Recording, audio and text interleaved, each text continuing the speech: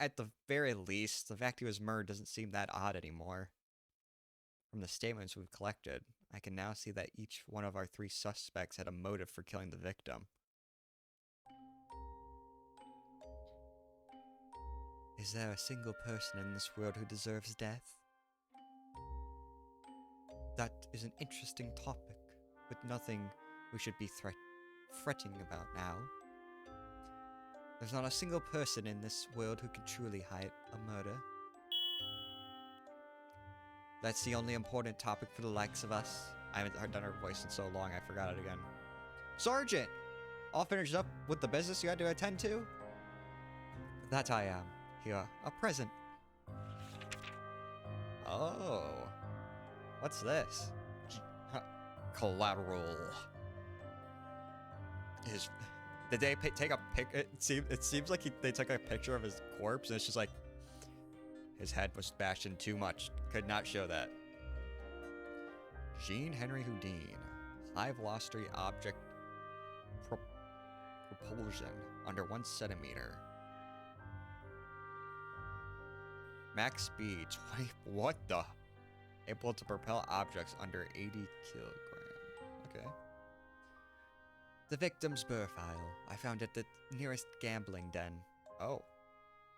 He must have had urgent business to attend to. He left his burr file as collateral. Oh, that's why it's on there. And if the burr had found out about that, he'd have had a quick date with the Charon for a ride. I'm not really surprised. You see that Houdin was a confirmed staffer. That was a given, though, since they sit there. Everyone at Trump Towers was a staffer, huh? The victim's skill seemed to have been that he was capable of object propulsion. So was he firing things off? Looks like he was able to fire off objects within range of him like rockets. Looks like he was able to fire off objects. The victim, like other subjects, made a show of said skill at the circus. But I mean, this burr file won't be of much use without But I mean, this burr file won't be of much use with how things currently stand. So you can ignore that. More importantly, I was listening in on the spork. Have you still not gotten Eula's next statement? We asked her about the visit at 7:30, but she said she wanted to make a statement about that later on. Strange. Ashton said she heard the victim snoring at around 8 o'clock. Even if Geller is our culprit, she couldn't have committed the crime at 7:30. Maybe something happened at 7:30 that's difficult for her to talk about?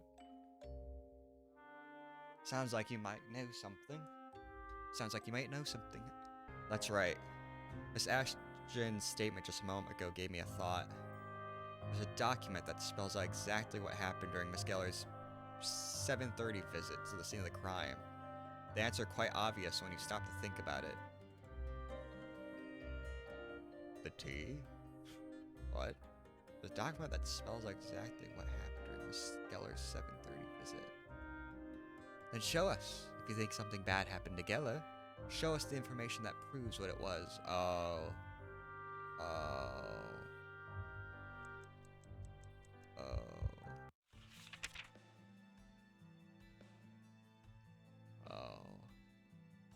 We're going down that route. I think I know what it is.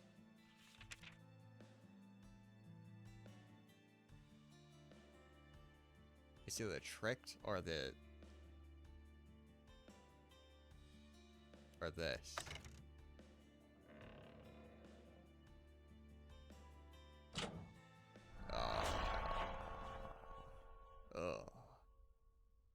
Alright, we're getting serious. Miss Ashton said the victim once almost struck her, correct? That's right. Thankfully, he pulled back, so it remained that he almost struck her. Oh no, she wears a mask on one side of her face. Oh no. About that, you think it was really almost? Excuse me? If you take a look at the victim's hand in the trace photo, you can clearly see signs of an impact. Now that you mention it, I did notice that. I thought it strange back then, so I made a note of it. What was it from exactly? Is that a struggle? No, we've confirmed that the victim was alive until 8 o'clock. The blow was struck before then. Well then, where did the trace come from? The trauma to his palm may have come from when he slapped someone, don't you think? People don't normally just slap an assailant when they're being attacked. There's a good chance this was evidence of a unreciprocated blow. No way! Ashton said it herself. He never actually hit her. I didn't detect an abnormal heartbeat during that part of her statement. That may be true, as Ashton was never struck by the victim. But how about the other troop members? The blow was struck at 7:35. At that time, there happened to be someone else at the scene of the crime. You don't say. It was none other than the clown of Trump Tower, Yola Geller. Damn. So when Yola Geller met the victim at 7:30, the victim assaulted her. You think that's the part she didn't want to discuss? If you're a suspect in a murder case, you'd certainly want to hide a truth regarding your conflict with the victim. Also, some people hide the fact that they have been victims of crime due to self-esteem issues. Reasons aside, note, since you found out the truth, Geller now has no reason to withhold her statement. Call in Yola Geller. Yola Geller. Oh, if she's wearing a mask, I bet she's gonna remove it. What's the matter? Miss Geller? Let me be straightforward with you, so we don't just end up tiring each other out. You entered the scene of the crime at 7:30. Did the victim assault you? How'd you find out about that? We have our ways. Does that mean you're admitting the assault took place? I don't know if I would be smiling about that, Nodrick. No, we did get into a heated discussion, but the ringleader didn't lay a hand on me. It would be wise for you to tell us the truth. I just told you the truth. He didn't. What I might have done for him to, what might have done for him to want to hit me? Well, I can't think of a reason why he might have resorted to violence. After all, such an action is beyond justification. Yet, as to why the victim held ill will towards you, we've heard a few things. And the reason the victim held a grudge against you, Mr. Geller, might have to do with... It's gonna be, Ashton, I think. Maybe Ashton's last. Or is it just telekinesis?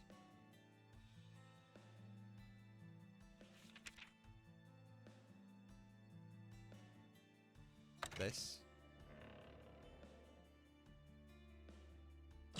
Yep.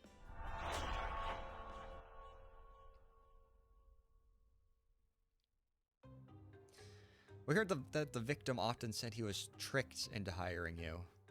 Miss Geller, your skill is limited in a number of ways. Thus, there's a limit to the number of stunts you're able to show us. Did those differ from the victim's expectations?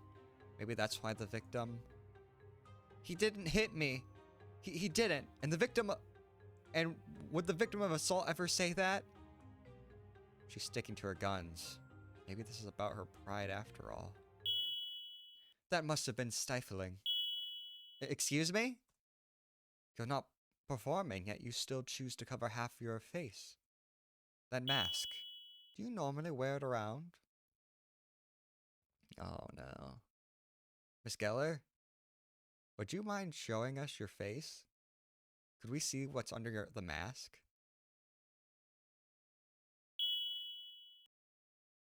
Aw, that sucks. Please keep it a secret from the others.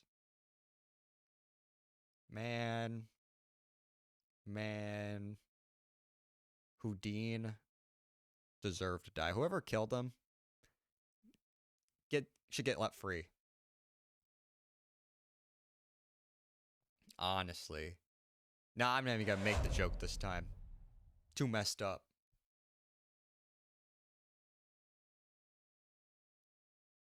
Did the victim give you that bruise? He did. And I'm sorry I hid it from you. I was afraid you might suspect me for the culprit, but more than that, I didn't want the other troop members to find out. Why didn't you want them to find out? They know the victim was a bad guy, not you. That's not true. I'm the bad one here. What's that supposed to mean? Well, we'll hear the details when she makes her statement. Please tell us about your relationship with the victim. I don't know if you should be so happy for saying that, but... Okay, I'll tell you. Though I doubt this is the information you're looking for. Okay. I like her clown outfit. Very cute. At first, I was making ends meet by holding street performances. That's when I familiarized myself with the stunts I perform on stage these days. Then one day, the ringleader just happened to see those stunts, and he asked me to come perform at Trump Tower.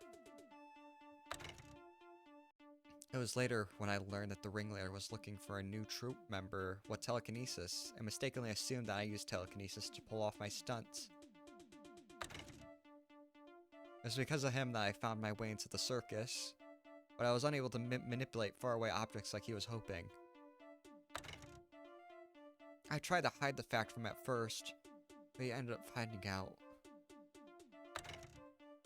It was natural for the ringleader to have a certain level of detest towards me. I don't blame him for hitting me. Well, that statement came out completely different than I was expecting it to. Oh, this is a really sad moment, alright. You're wrong! I had just super sad moment. You're wrong, you killer! No. Honestly, can we just chop it up to suicide? He had a nightmare and killed himself. That's what I want to do. First things for First things first. When you say stunts you perform on stage, what sort of stunts exactly? They call me the jumping jester, but it's hard to put what I do into words exactly. You're talking about this. I picked it up near the entrance to the theater, a poster for the Trump Tower. So the floating clown up there is you, Miss Geller. The jumping jester. The fiery passion magician. The cold-hearted frosty acrobat. Last but not least, tonight at 6. See it down forward. I'm gonna have to read that closer, but when we get in the evidence. It is. I jump as high as I can into the air, and then use my skill to stop in midair. As I repeat the jump and hover, I can climb higher and higher. Once I'm up there, I put on a show like I'm about to plummet to the ground. It's all about eliciting the best reaction from the audience. Definitely sounds quite complicated. I'd better take this poster with me to keep it all fresh in my mind. Nah, first. Oh my god, we have so much evidence. Where's the poster? I did not get... Wait. Also, there's one more detail that concerns me. You said you didn't think much of the victim striking you, right? It's not that I didn't think much of it, but I can understand why he did it. Oh. Where's the thingamajig?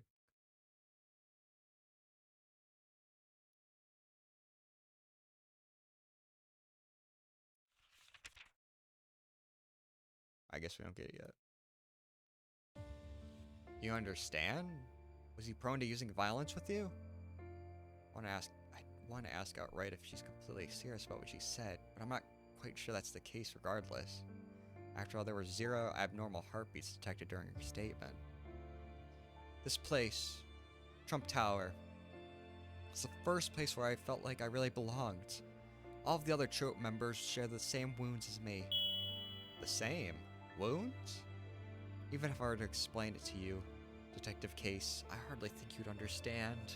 You understand, from the moment we're born into this world, every event we staffers go through forms a wound we carry with us. Huh? I understand how and why the ringleader became the person he was. It's the same for everyone in this troop. I doubt Mr. Vernon or Miss Ashton would share our sentiment. Trump Tower is everything to me. Yet I deceive the people here. It only follows that I should be punished for my deception. I can't read her heart rate because she's not touching the table. Oh, but as a seasoned interrogation expert, I can tell those aren't the eyes of a liar. I see. Yeah, so she has a special, like, little trait thing where like, she has to maybe be, like, touching something of the person to get her skill to work, I'm guessing. I just don't understand. As it turns out, everything that happened at 7:30 was as I expected. However, it's hard to say that any of this counts as progress. Something makes me feel like I only know a bunch of information I don't really care to know. I just hope the new statement we just obtained gave us something to go on during the investigation.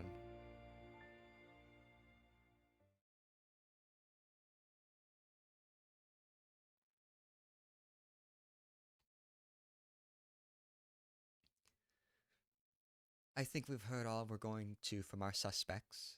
So, have you solved any part of this riddle? I'm sure that neither Mr. Vernon nor Miss Ashton stepped foot in our crime scene that day, though they both got all the way up to the door. When you're dealing with staffers, murder from a distance is not out of the question. Just standing in front of a room is enough to raise suspicion. When we really step back and look at it, the problem is we still don't know how the victim was murdered. After all, we haven't found our missing murder weapon. But we've got a good deal of clues to go on. It's time we started bouncing ideas off each other. If we do start bouncing ideas... Hey. What type of bouncing are we talking about? Hey, Ashton, can you come back and... No, we can't joke. Too much trauma to joke about. I'm gonna do a quick mic check again. Does everything sound good? Sounds good to me.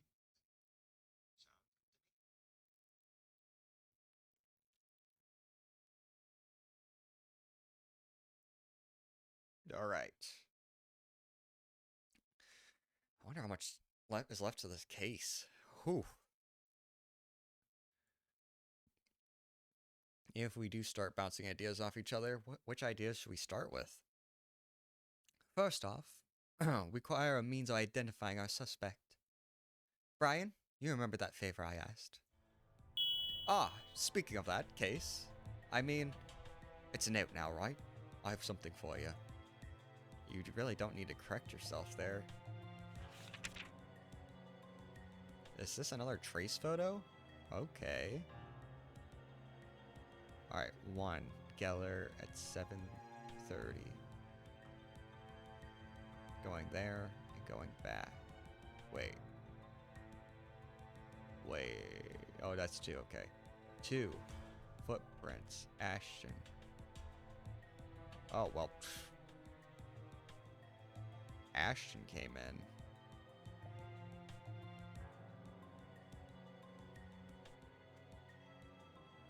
Three. Footprints. Vernon.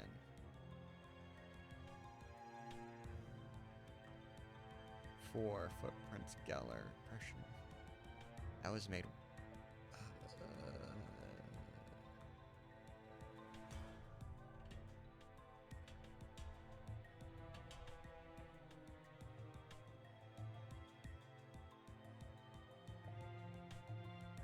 So all of them lied. They all entered the room. Ours is outside the door. Oh, crime scene exterior.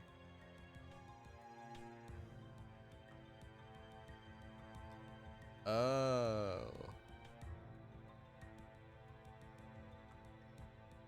So this is like to the door. So it looks like Vernon is telling the truth, but it looks like Ashton.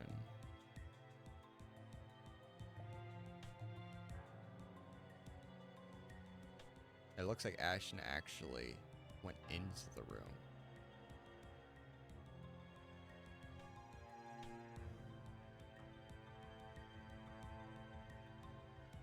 Also, is there no footprints of her going into the room? Huh. But Vernon clearly went just up to the door, and then Geller went into the door.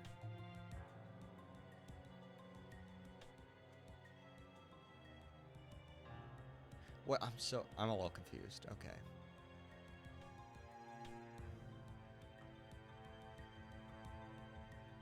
Vernon's telling the truth.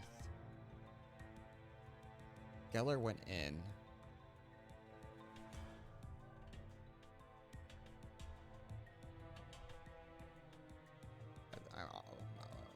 We'll get back to this. That's right.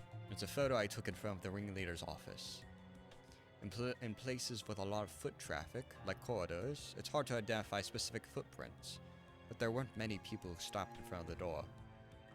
Because all of our suspects routinely wear gloves, we had no fingerprints, but we were able to identify the footprints from the foot sizes. From that, we can get an estimate of when the victim was killed. You do catch on quick. So let's make sure this matches the information we've collected thus far. First off, we've discussed that the set of footprints Geller left at 7:30 more than a few times. These are the first.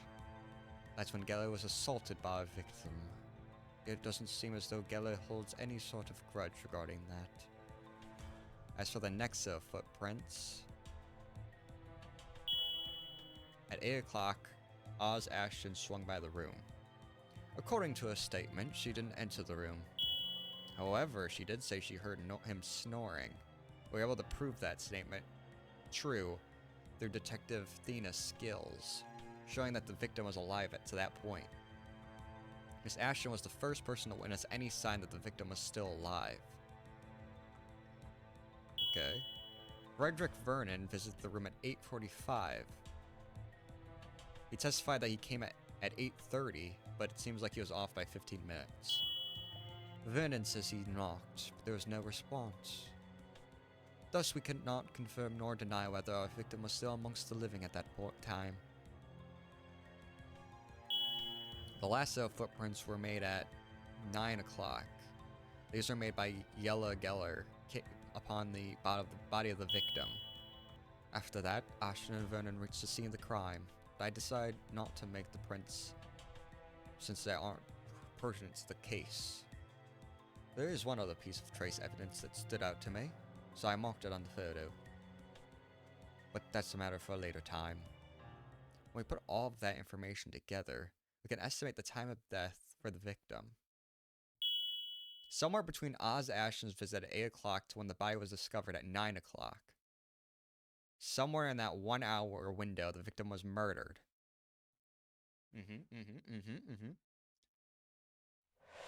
So it's between, like, Vernon and Sadly Yeller. Oh no, oh no. Wait.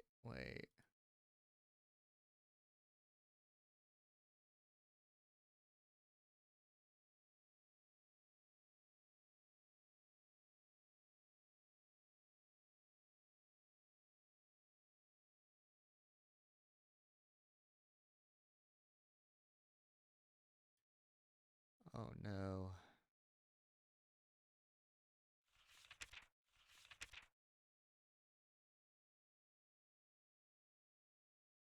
Just his impression.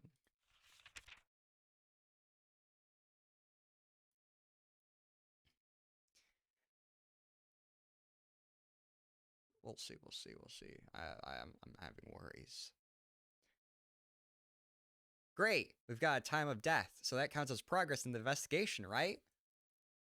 No, I can't agree with you on that. After all, each of our suspects visited the scene within that 1 hour window. Is that not true? Yeah, I guess we still don't know anything. I was just about to disagree with myself. We're still clueless, huh? What's wrong with her? Just don't mind her. I see. The last person to confirm our suspect was alive is Miss Ashton. The first to confirm his death as Miss Geller. And Mr. Vernon dropped by in the time between. The fact that all three suspects can still be suspected of the crime means nothing has changed. How unfortunate.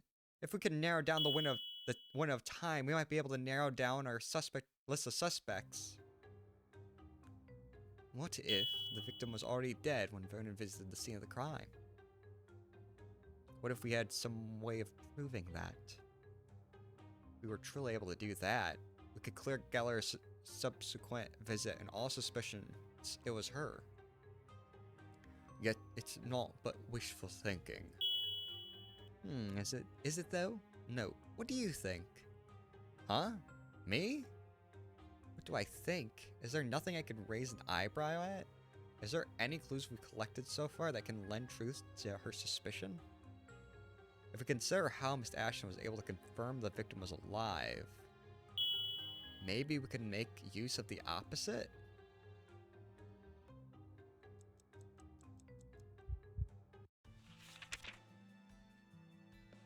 Okay.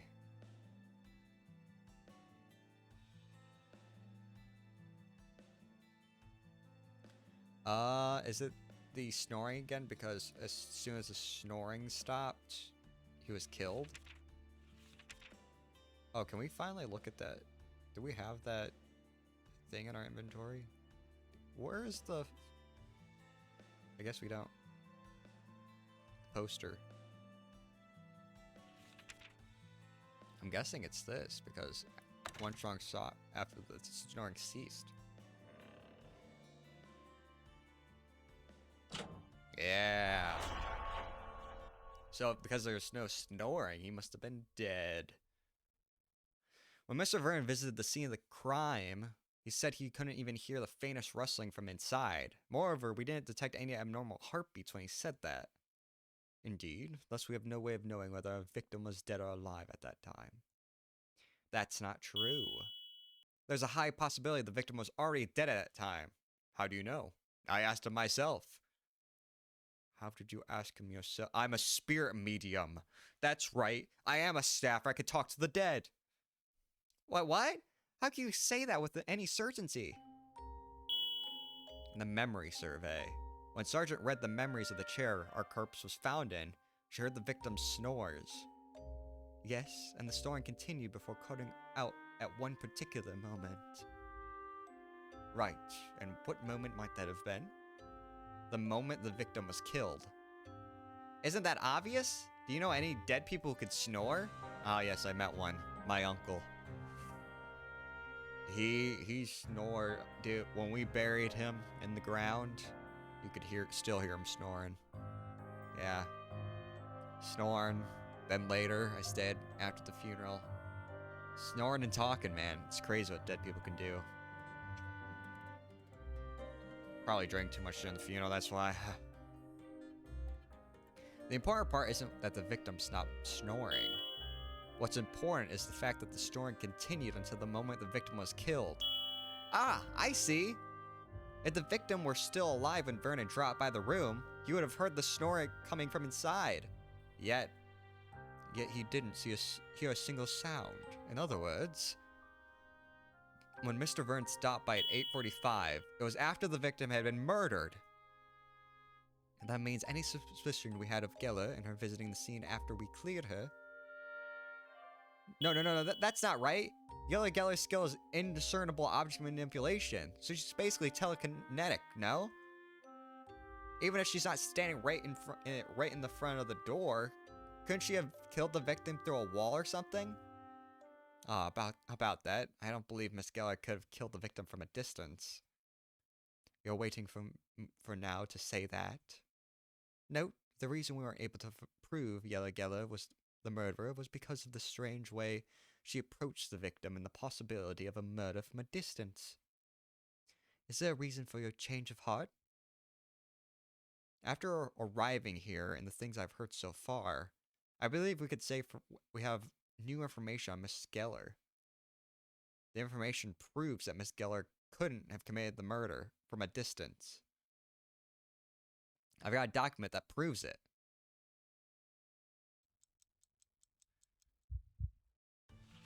It's the distance we've been told multiple times, right? This, right?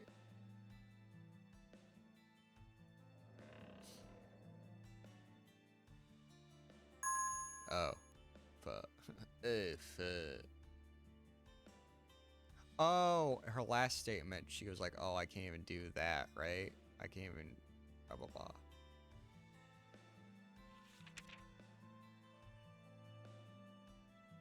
We don't need this.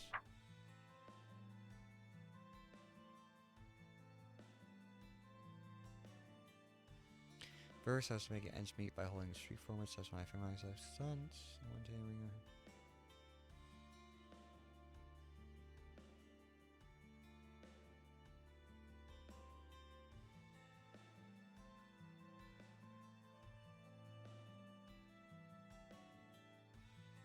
Bam.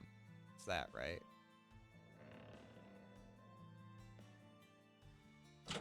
Bam. She sucks at her act, so she couldn't possibly have killed him. Ashton's testimony. Miss Ashton spoke of something regarding Miss Geller briefly during her second testimony that piqued my interest. Right, I remember Ashton saying the victim tormented Geller the most, yes? Correct. The reason for that being Geller's skill. Geller is able to make objects float, but she can't use that power however she like. Even if there was a simple case of telekinesis, it would take great powers of manipulation to kill someone through a wall. But with Miss Geller only able to float some objects, do you really think she'd be able to kill from afar? Is there a chance that Ashton is wrong about all of that? It seems as though these people all use their skills during their performances, so unless they're hiding what they can do on purpose, the possibility she got the wrong idea is quite low. It turns out that Geller would have needed to get quite close to the victim to commit the murder. So right back to our original hypothesis. Yet the conclusion this leads us to is the exact opposite. So long as it stands that Miss Geller didn't enter the scene of the crime during the window of time we've confirmed the victim died, Yola Geller had no means of carrying out the murder. Logic? It's in my head again. It keeps on saying it over and over. With this, we can clear Yellow Geller of suspicion. We've narrowed down our suspects to 2. But in the end, until we find out how the victim was murdered, it's going to be impossible to identify a murderer. We still haven't figured out anything about our murder weapon either. We still know nothing about the most important detail of this case. If I may, though I can't say anything for certain, I had a thought about our murder weapon. Huh? Maybe our murder weapon wasn't hidden. Do you think it might have actually vanished? I think I know where you're going with. Vanished? It seems that you and I were having the same thought. One of our suspects is able to craft a weapon just like that. Precisely! It's possible because of the skill that suspect has. These two are talking about our suspect's skills. Perhaps they're referring to this? I know what they're talking about. Bam. Let me click it. Bam. But that's wrong, because you can only use purified water. I don't think there's any in there. Unless she just carries purified water with her. The skill able to make a disappearing weapon is none other than Oz Ashton's chain ice formation, right? In other words, you two think she crafted a weapon from it. Let's take a quick drink.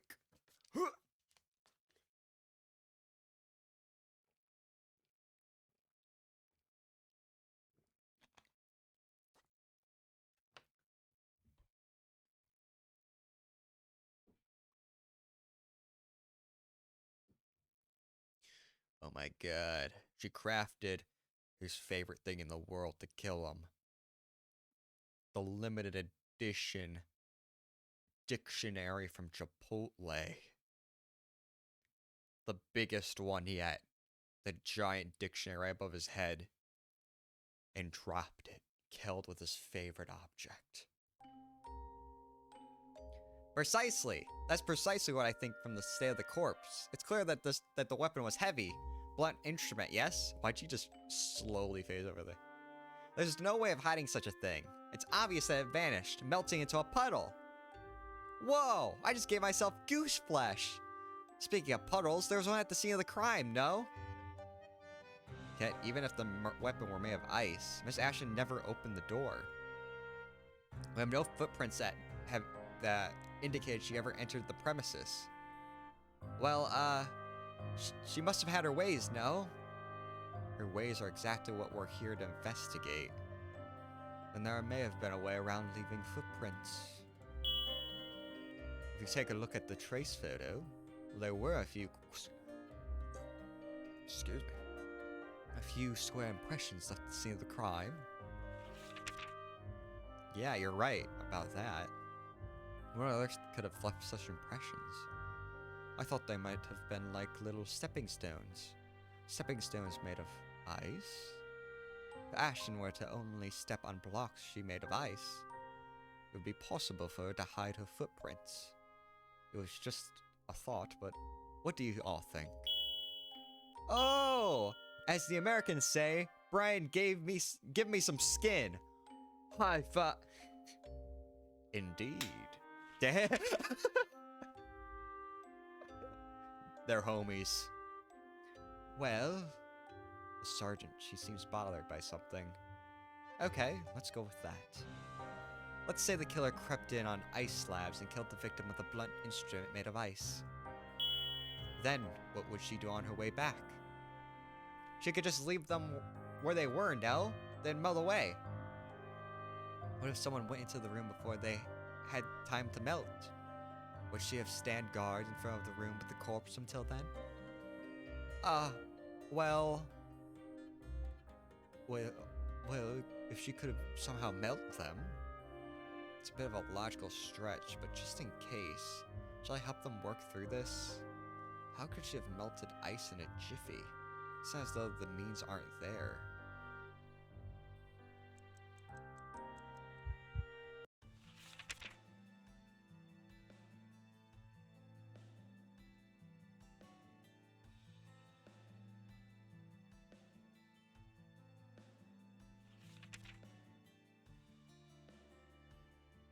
We're not gonna say this, right?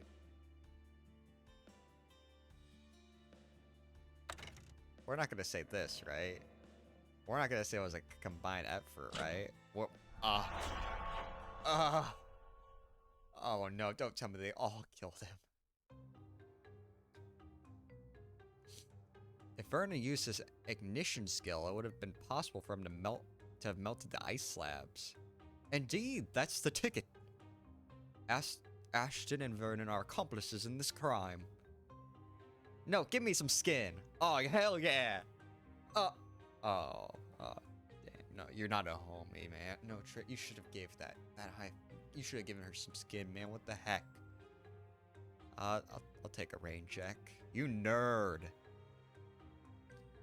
I'll write you in for 8 o'clock tonight, then. That's past my bedtime. Note, you're not actually entertaining that idea, are you? Don't you think it fits? The water on the floor. It's clearly when Ashton used for her skills catalyst. Then they must have melted the ice they used for the murder weapon with Vernon's skills. That's why the carpet was soaked. Are there really no holes in Detective Thien and Detective Brian's reasoning? I should have one more look at the clues I've gathered. There might be something I'm missing somewhere. Was the puddle on the carpet really made when the blocks of ice really made when the blocks of ice made by Ashton? Miss Ashton melted them, my god. I clearly remember Ashton's skill having an important difference when compared to the other suspects.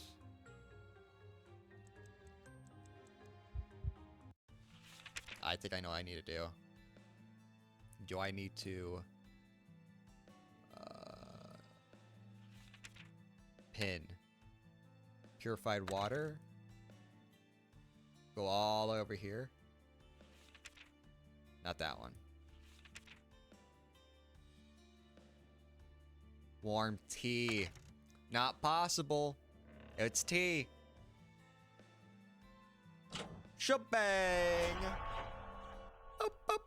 Bang! Pew, pew. My apologies, but I'm going to have to eradicate that give some skin appointment because I'm going to have to absolutely abolish your theory. My apologies, but the water left on the floor couldn't have served as a catalyst. Excuse me? What are you saying exactly? No? Are you a spy? Yes. Please, just have a look at Ashton's burr file. Unlike our other suspects, Miss Ashton's skill needs a catalyst. These catalysts serve as a certain condition that need to be met for a skill to be put to use. In Ashton's case, she needs water to use her skill. Yes, but specifically she needs purified water to use her skill. Why does that matter? Read the document carefully. The liquid at the scene of the crime was entirely black tea. I see. Black tea is hardly purified water. Miss Ashton couldn't have used it as her catalyst.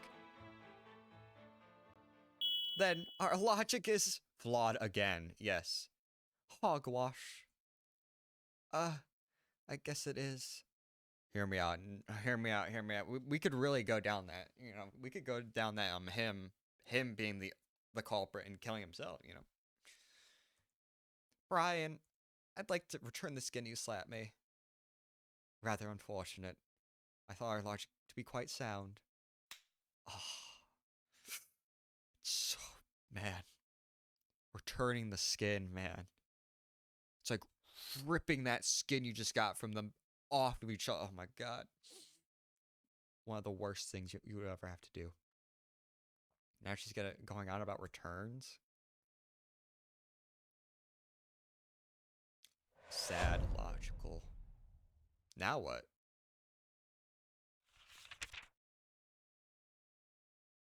Oh, we gotta save?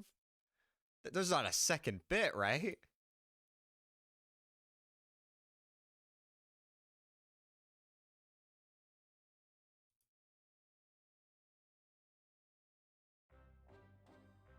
Oh my god, wait, how much more?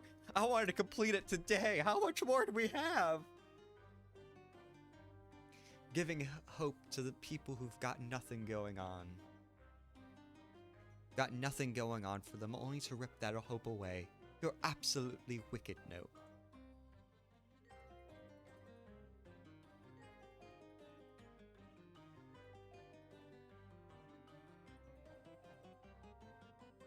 I would hardly say we've got nothing going for us. Did I do something wrong?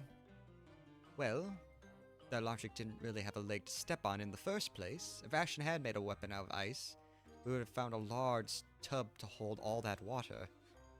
Though I must say, it was rather entertaining. Who's calling who wicked now? One way or another, we still got the same problem. After all this, we still have no one who could have killed the victim. That's where you're wrong. As long as we have the victim's corpse on our hands, our killer has to be out there. However, we're considering that every staffer in this troop can be the culprit. Couldn't have missed a smidge of a clue. Then it is all about the ice, huh? You've really got a thing for the ice, don't you, Detective Thena? Yet, from the lack of footprints, it's clear that no one entered the room during the time window when our victim died. They couldn't have just flown in. Plus, I simply cannot think of a way for any of them to have committed the crime without stepping foot inside after all. After all, the range of our suspect's skills are all so short. How on earth did this happen then? This is the first time all three members of our division have used their skills and not been able to find the culprit. There is one person who could have entered the crime scene without touching the ground. So, we have to rely on our fourth member. Ah, you're talking about me again. Indeed, you're our newest member. So try your hand. The responsibility shoveled onto the rookie is more burdensome than I thought. Even without her saying all that, I have no intuition of giving up at this point. Accepting suicide, we've got to have a culprit on the loose. However, we've got no clues that the crime seemed to go on. Every piece of information contradicts another. Let me think, is there anyone we're leaving out? Someone who could have made the impossible possible. The only possibility we've talked about that seems generally feasible is...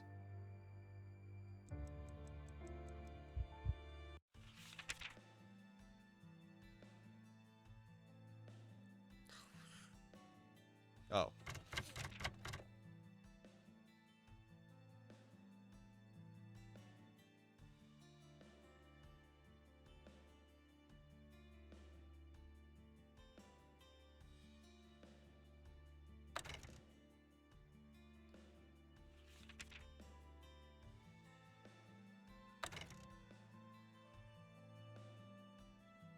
Oh, I wouldn't have flown in.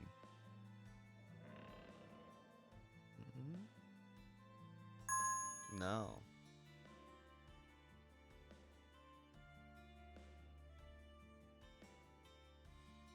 Are we gonna go with the suicide then?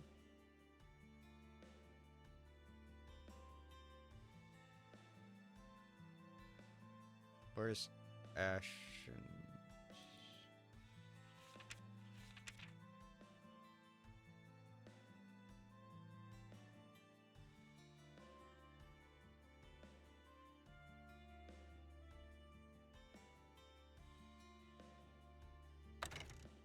This? What? Do I need to support it?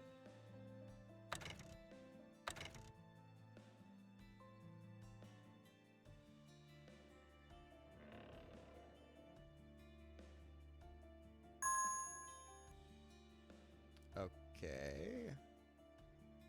Do we have to do his... Oh wait, is this thing all the way back here? Oh, there's the circus.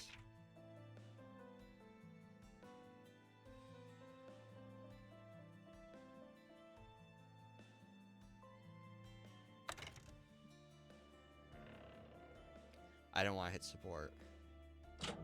Oh! I did... Oh. Oh. Oh. Oh. I did want to hit support. Oh no. It's not looking good. There may have been one other person, someone able to enter the room without leaving a single trace. In the end, it's back to the ice, huh? We already concluded that wasn't the case. And your theory is starting to be less entertaining. But note, you're not making much sense either. Unless our culprit can sprout wings and fly, there's no way they could have possibly avoided being detected by me and Sarge. That's exactly what happened. What? Our culprit flew. Excuse me? None of our suspects has a skill like that. One does. But you're right, none can fly per se, but maybe we could say it's more like jumping through the air. What? Jumping through the air? I feel like I've read something like that before. Maybe right here? Ah, right! It's right there! The jumping jester! Oh.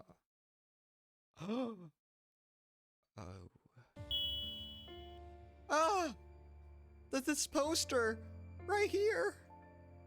Yes, the person we've been searching for is pictured right there, or right here. Our jumping jester was able to enter the scene of the crime without leaving a single footprint.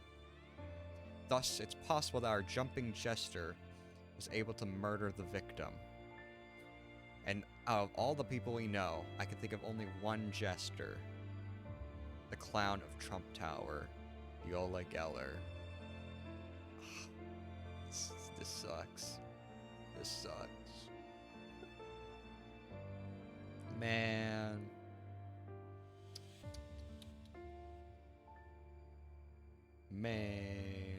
No, can we just call this a wash? Started off them suspecting her and it ended up being her. For that one person only, this crime becomes possible. In the end, after winding around all this for this long, we're back at the beginning with Geller being our culprit. No, no. If we had singled out Geller as our culprit in the beginning, she would have had a number of ways to argue how she was innocent. However, now that we've reached this point and erased every other possibility, the conclusion may be the same, but we're finally coming face to face with the truth of this case for the first time. As unfortunate as that truth may be. Oh no. This isn't logical. No, this is none of this is logical.